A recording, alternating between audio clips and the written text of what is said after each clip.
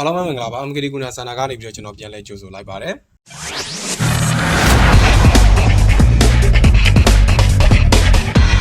ဟုတ်ပြီကျွန်တော်ဒီနေ့တော့ခုညအဆက်ဖြစ်တဲ့အားလေးပဲကျွန်တော်ပြောပြပေးတော့ပါမယ်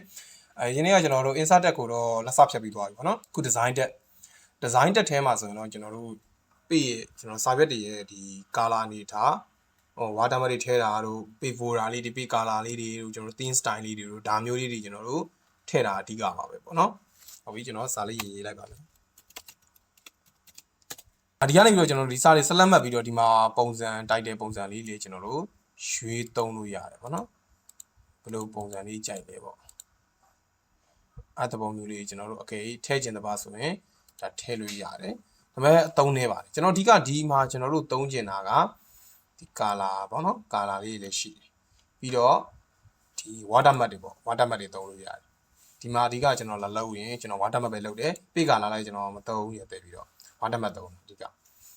ဟုတ်ပြီ watermark လေးကျွန်တော်တို့ click တစ်ချက်နှိပ်လိုက်မယ်သူကကျတော့ page background group ထဲမှာရှိရနော်ကျွန်တော်တို့ Microsoft ကိုလည်းဝင်လိုက်ပြီဆိုရင်ကျွန်တော် design တက်ထဲကနေပြီးတော့ page background group idea မှာကျွန်တော် watermark ဆိုတဲ့ဒီမှာသူက confidential တို့ဒါလေးတွေကိုသူကရေးပေးထားတာရှိတယ် do not copy ပေါ့နော်ဒါလေးတွေရှိတယ်ဒါပေမဲ့ဒါလေးတွေကိုသုံးကျင်လဲရတယ်ဒါမှမဟုတ်ကိုယ့်အနေကိုယ့်ရဲ့သင်တန်းနာမည်ပဲဖြစ်ဖြစ်ကျွန်တော်တို့တခုပေါ့လေကိုထည့်ခြင်းနဲ့စာသားတွေလည်းထည့်လို့ရတယ်အခုဒါလေးကိုကျွန်တော်အရင်ထည့်ကြည့်မယ် confidential ဆိုတဲ့ကောင်လေးကိုချက်ထည့်ကြည့်မယ်ဒါ confidential ဆိုတာကျွန်တော်ရောက်နေပြီ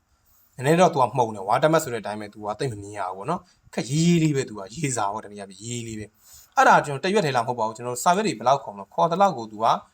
စာရွက်တိုင်းမှာ तू ကရေးရှိပေးနေပါနော်ကျွန်တော်စာရွက်တိုင်းမှာ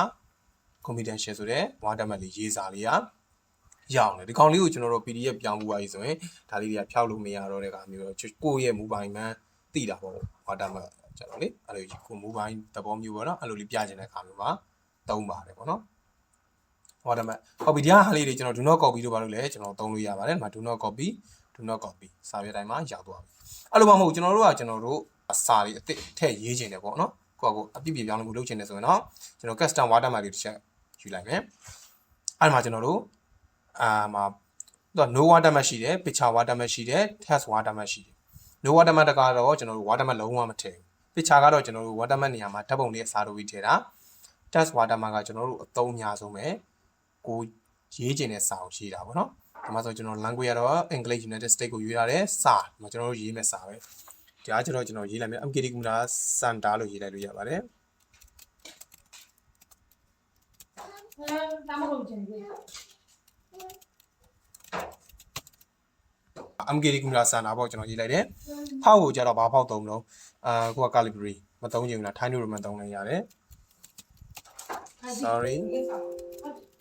ဒီပါတော့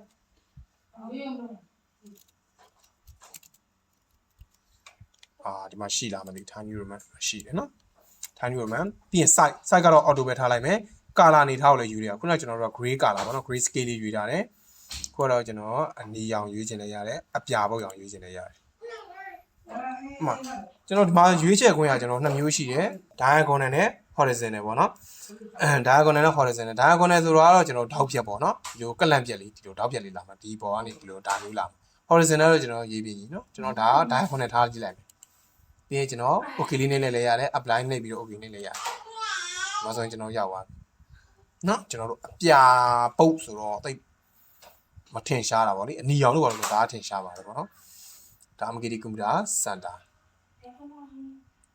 ဒါမျိုးပေါ့ဒါဆိုရင်စာရွက်တိုင်းမှာအဲ့လိုပါသွားပြီဒါကကျွန်တော် font ကို auto font ထားတာဒီထက်ကြီးကျင်လည်းရတယ်ပေါ့နော်အဲ့လိုတက်ကြည့်လို့ရတယ်ဘယ်မှာတက်ကြည့်မလို့ဆိုတော့ခုနပြောတဲ့အတိုင်းပဲ custom watermark ဒီမှာ font size auto မထားချင်ရတာ50လေးထားချင်တာလားဘယ်လောက်ထားချင်တာကိုစိတ်ကြိုက်ထားလို့ရ50လေးလုပ်ပြီးတော့ apply နဲ့ကြည့်မယ်ဒီမှာ50လေးဆိုရင်လည်းတော့ပိုသေးသွားပြီကျွန်တော်80လောက်ထားကြည့်လိုက်မယ်အဲ့ဒါနဲ့80နော်ဒီပုံစံဖြစ်သွားမှာကျွန်တော်ဟုတ်ပြီ custom watermark တယ်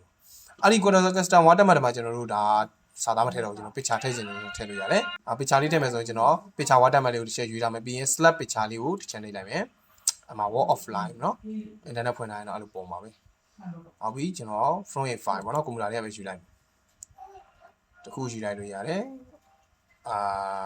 desktop ထဲမှာရှိdownload picture ထဲမှာရှိတယ် ဓာတ်ပုံမရှိဘူးလား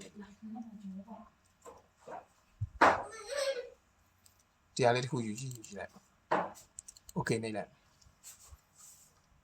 ဓာတ်ပုံလေးပေါ့နော်ဒါဖနက်ပုံလေးပေါ့အဲ့လိုစိတ်ကြိုက်ထားလို့ရပါကျွန်တော်တော့မရှိလို့ရှိတဲ့ပုံလေးပဲကောက်ထားလိုက်တာပါဒါကကိုစိတ်ကြိုက်လုပ်လို့ရတယ်ဒီဟာလေးကျွန်တော်ပြန်မထားချင်ဘူးဆိုရင်ရတယ် remove ကျွန်တော်တို့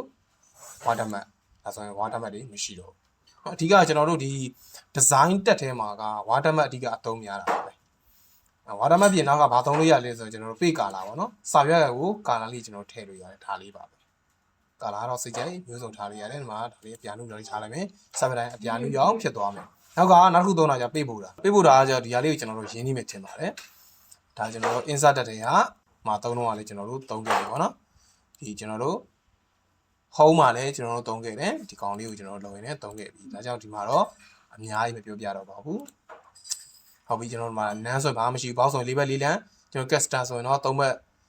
4ဘက်4လမ်းကိုစိတ်ကြိုက်တစ်ခုချင်းစီ customize ပြုလုပ်လို့ရတယ်အခုကျွန်တော်တို့ဒါဘောက်လေးနဲ့ပဲပြပြပါမယ်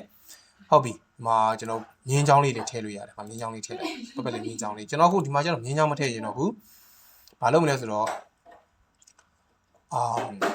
ကျွန်တော်တို့ up လေးလောက်တာပေါ့နော်ပုံစံလေးရှိအကြီးပုံစံမျိုးလေးပေါ့နော်အားလေးအသေးပုံလေးထည့်လို့လည်းရတယ်ပြီးရင်သူရဲ့ site ကြီးလေးချိန်လို့ရမယ်အားမျိုးလေးလုပ်လို့ရမယ်ပြီး okay လေးပေးလိုက်ဒါမျိုးလေးပေါ့နော်အဲ့ဒါမျိုးလေးလုပ်လို့ရတယ်ပေးပို့တာထဲမှာစိတ်ကြိုက် customize လုပ်လို့ရတယ်မှာအများကြီးရှိကျွန်တော်ကြိုက်တာတစ်ခုရွေးချယ်လို့ရတယ်ဒီမှာနင်းစီဘူးလေးလာပါအားလေးတစ်ခုလောက်ရွေးလိုက်မယ် site ကိုကျွန်တော်8လောက်ပဲထားမယ်ဒါဆိုသေးလေးတွေပေါ့နော်8ကသေးတယ်လို့ခံစားရင်တော့ကျွန်တော်အများကြီးကြည့်လိုက်မယ်လေ20လောက်ထားကြည့်လိုက်ဒါဆို20ဒါပေးပို့တာပေါ့နော်ကျွန်တော်ခိုင်းလို့ဆရာတေဘယ်တို့ကျွန်တော်ဆရာကွက်လေးတွေမဟုတ်တော့ဘူးပေးတစ်ခုလုံးကိုကျွန်တော်တို့ပို့တာခက်တဲ့သဘောမျိုးပါပေါ့နော်ဟုတ်ပြီဒါဆိုတော့ဒီကောင်လေးတွေရမယ်ထင်ပါတယ်ဗျာကျွန်တော်ဒါအဓိကဒီထဲမှာအသုံးများတဲ့ဟာလေးပဲကျွန်တော်အဓိကပြောသွားတာပါဟုတ်ပြီဒါကတော့ကျွန်တော်တို့ design တက်အကြောင်းဖြစ်ပါတယ်အားလုံးအဆင်ပြေကြပါစေဗျာတခုနားမလည်ရှင်ကျွန်တော်တို့ Telegram group ကိုလာမေးလို့ရပါတယ်ဗျာအဆုံးလေးကြည့်ပြီးလို့ကျေးဇူးတင်ပါတယ်ကျွန်တော်တို့ရဲ့ channel ကို like and subscribe လုပ်ထားဖို့တောင်းဆိုပါတယ်ဗျာအားလုံးနောက်ဗီဒီယိုမှာပြန်တွေ့ကြပါဗျာ